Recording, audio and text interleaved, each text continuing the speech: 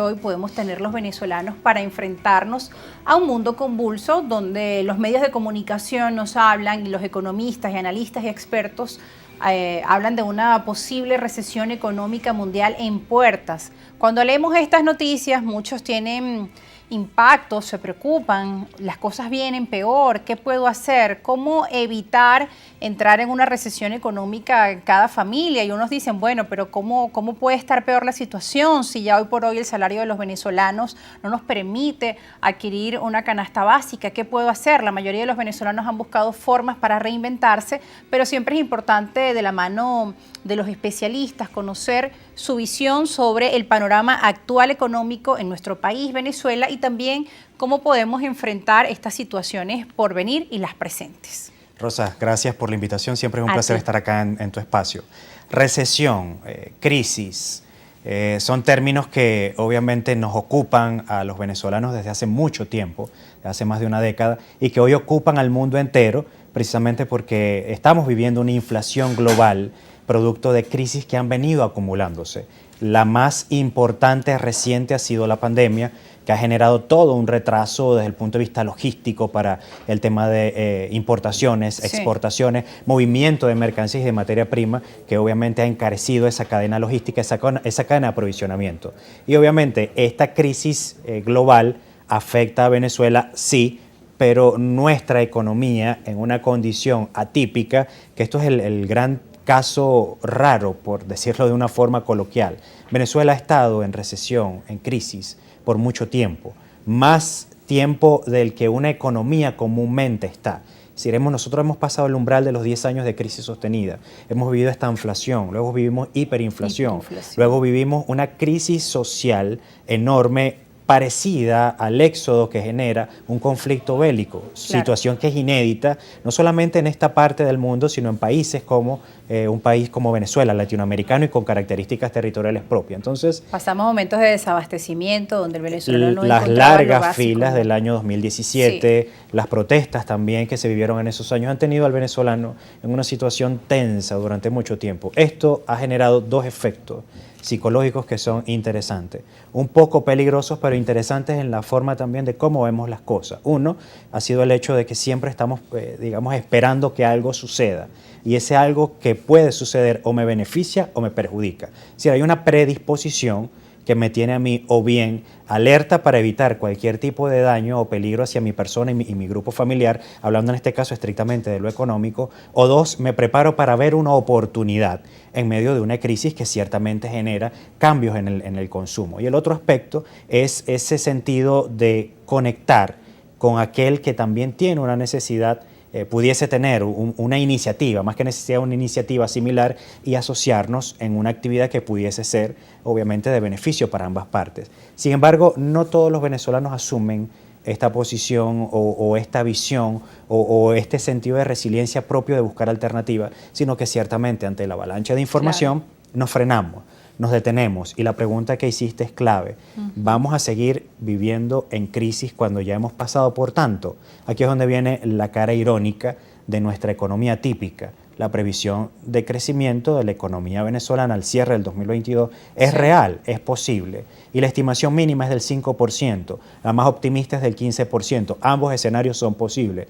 El hecho es que sí, luego de tanto tiempo en crisis y luego de tanto tiempo en conflicto político, social y otros factores relacionados a ello, estamos generando un consumo diferente de acuerdo a nuestra expectativa de calidad de vida. Eso significa que una parte de la sociedad se ha vuelto apolítica, eso tiene pros y contras. Otra parte de la sociedad ha decidido emprender el famoso emprendimiento empresarial emergente, algunas prácticas reales que tienen posibilidad de ser sostenibles y sustentables, otros simplemente son efectos propios de moda, imitación, copia.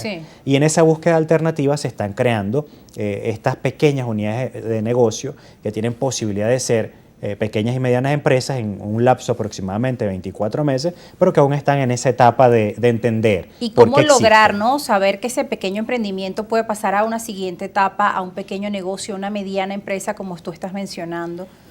Rosa, el comportamiento más común del ser humano, hablando desde el punto de vista de psicología y de la economía, es la imitación. Sí. Nosotros estamos acostumbrados a imitar un comportamiento, un hecho práctico, basado en la posibilidad de que aquel de quien estoy imitando ha tenido una experiencia positiva. Es decir, yo no me monto en el teleférico, por ejemplo, tomando ese ejemplo muy particular, yo no me monto en el teleférico hasta ver que alguien conocido lo hizo y me comenta su historia positiva o veo que le fue bien. Okay. Lo mismo está pasando con el venezolano y eso no es nuevo. Ahora, si yo copio una actividad económica y comienza a generarme algún tipo de beneficio, utilidad, rentabilidad a partir de, obviamente, una administración y gerencia adecuada de ese modelo de negocio, y simplemente dejo que él por inercia funcione de acuerdo a la demanda que existe actualmente en el mercado, la probabilidad de que ese modelo de negocio crezca no supera el 1%.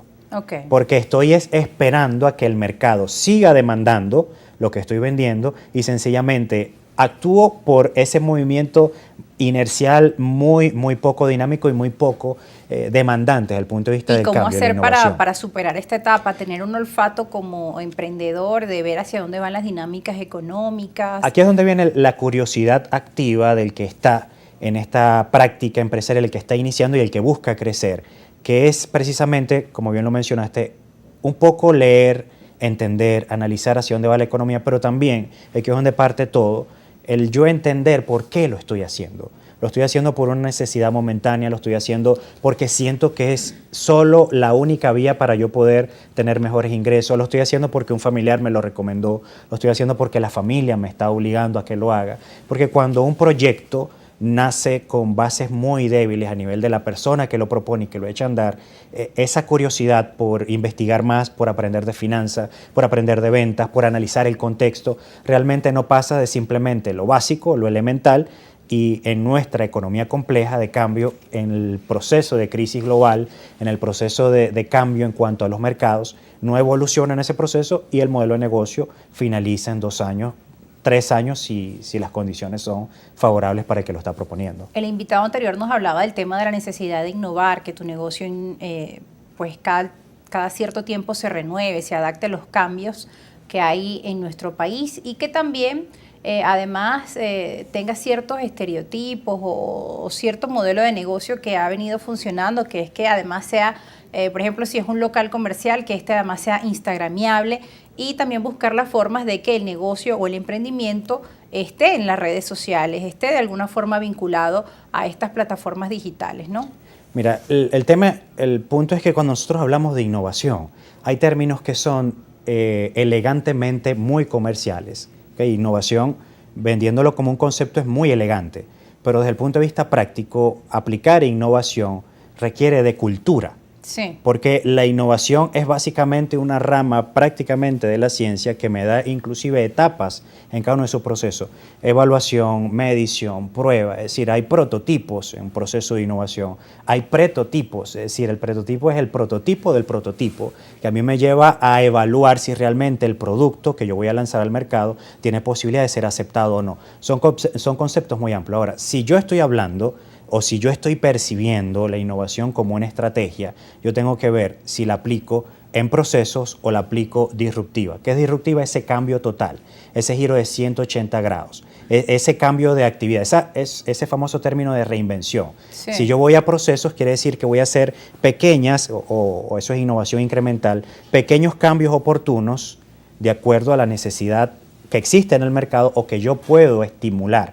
Por ejemplo, la cola negra, la gaseosa cola negra, que en su momento ha salido con variantes. Sí. Sabor a limón, sin azúcar, con un edulcorante que parece azúcar pero que no lo es, que son pequeños cambios en la fórmula del producto que van dirigidos a otro tipo de consumo y que estimulan la demanda, visto como una mejora, un cambio incremental. Pero la innovación parte por entender la filosofía del modelo de negocio, el porqué del modelo de negocio, lo que es la estructura de branding, por qué vendo, qué quiero que la persona que me compra perciba de mi modelo de negocio, Quiero que perciba que es artesanal y que lo hago con mis manos. Quiero que perciba que lo hago con procesos industriales y que eso implica que pudiese tener certificaciones ISO o aquel famoso sello de calidad Norben que actualmente no se usa, pero que se convirtió en una referencia de calidad para Venezuela. Quiero que ese producto en algún momento salga de las fronteras de Venezuela y sea exportable. ¿Qué tengo que hacer para llegar a eso? ¿Qué paradigmas, qué ideas, qué sistemas de creencias tengo que cambiar? ¿Con quién me tengo que asociar?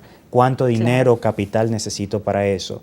¿Cuál es la inversión que tengo que hacer en marketing y publicidad? Y muchas veces pues la gente tiene un negocio o un sueño de negocio y dicen, oye, ¿cuánto tengo que invertir o dónde consigo el financiamiento? También en nuestro país el tema de los créditos es otro asunto también pendiente, pero bueno, eso lo vamos a estar hablando al regreso de la pausa. También cómo guiar a la persona, tiene que ser algo que en verdad sueñe o porque si bien hay quienes tienen